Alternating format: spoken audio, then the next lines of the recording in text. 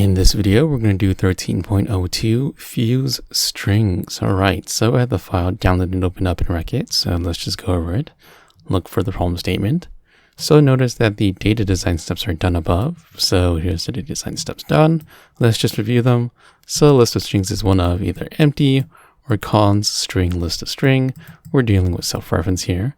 The data examples are omitted. We're probably going to use them, write them in conjunction with the function definition here, so it's fine. All right. Next is the template. Here's the template that operates on a list of strings. All right. So design the function fuse strings, which consumes a list of strings and produces all the strings combined into one. So here's an example that he gave us. So fuse strings of cons my space phone, right, equals my space phone, right? It produces one string out of this list of strings. All right.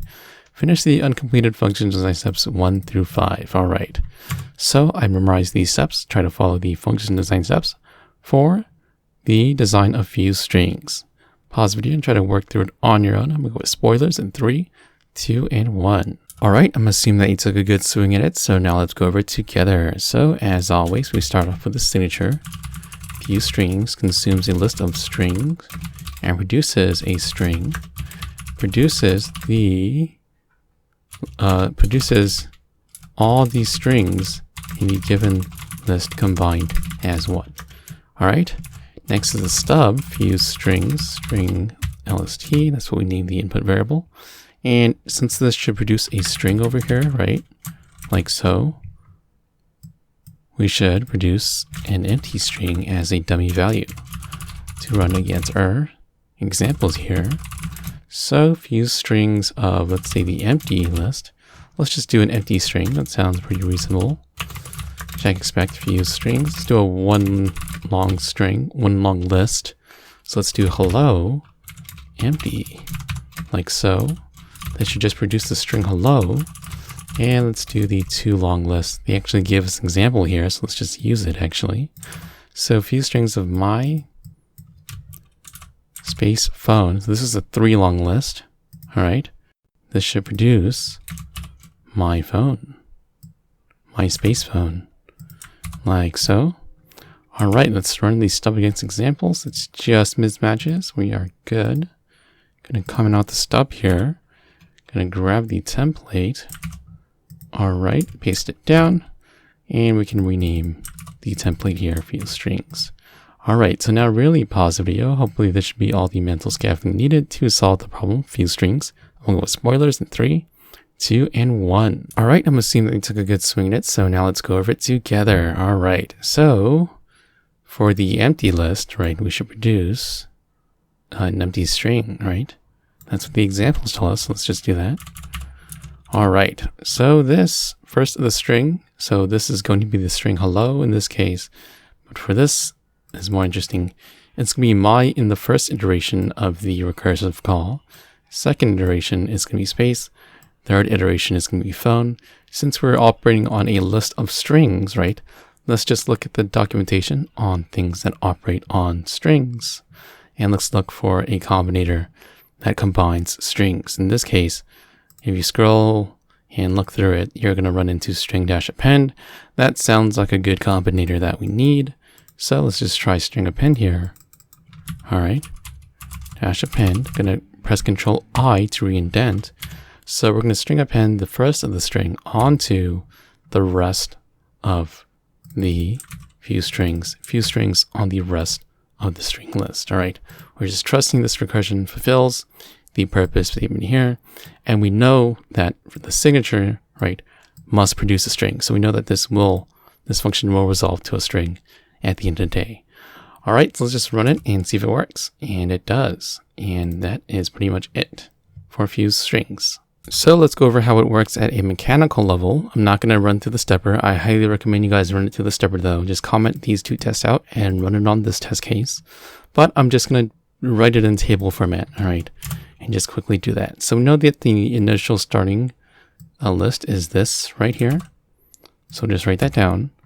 All right, is this list empty? No, there's a ton of things in this list. There's there's a space, then there's a phone in here. So this list is not empty. first of the list is going to be my, string my, and the rest of the list is going to be cons space on the cons phone of empty, like so.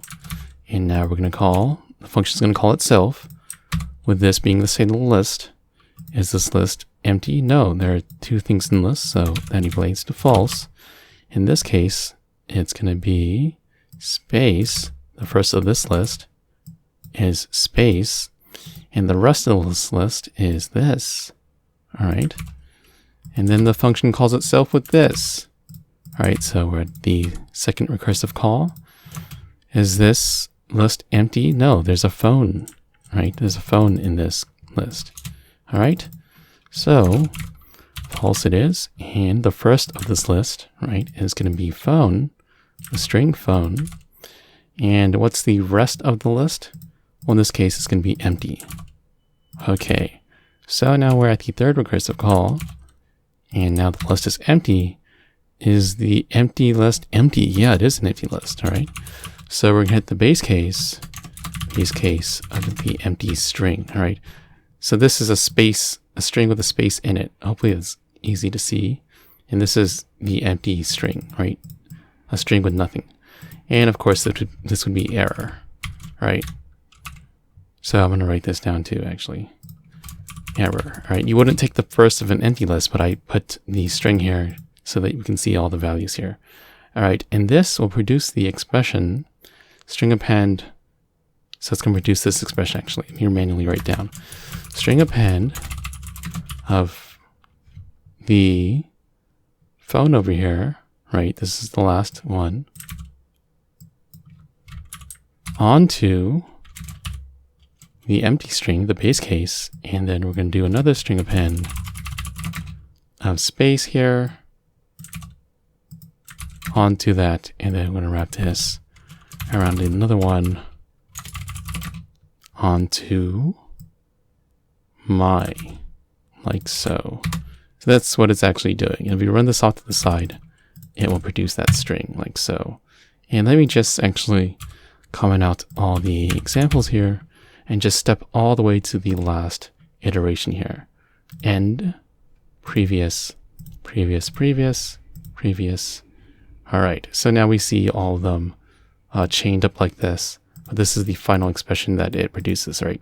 String append onto my, onto a string append onto space, onto another string append on the phone of this empty string. All right, so that is gonna put these two side by side, right? These two are exactly the same. Like so, right? So string append my onto another string append of string space, string append.